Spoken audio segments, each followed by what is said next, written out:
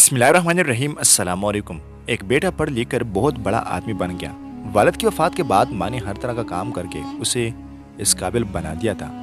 शादी के बाद बीवी को माँ से शिकायत रहने लगी कि वो उनके स्टेटस में फिट नहीं है। लोगों को बताने में इन्हें हिजाब होता कि ये अनपढ़ उनकी माँ सास है। बात बढ़ने पर बेटे ने एक दिन माँ से कहा, माँ जी, मैं चाहता हूँ कि मैं अब इस काबिल हो गया हूँ कि कोई भी कर्ज अदा कर सकता हूँ। मैं और तुम दोनों खुश रहें, इसलिए आज तुम मुझ पर किए गए आप तक के सारे अखराजात सूद समेत मिलाकर बता दो, मैं वो अदा कर दूंगा। फिर हम अलग अलग से किसे सुखी रहेंगे।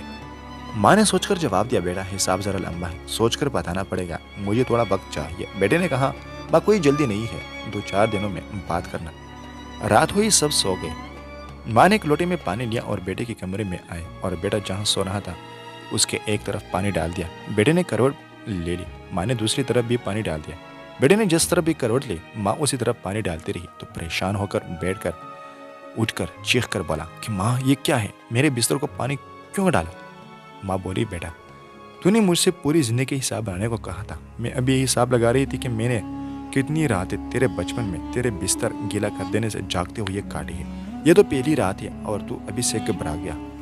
मैंने तो अभी हिसाब शुरू भी नहीं किया है जिसे तू अदा कर पाए।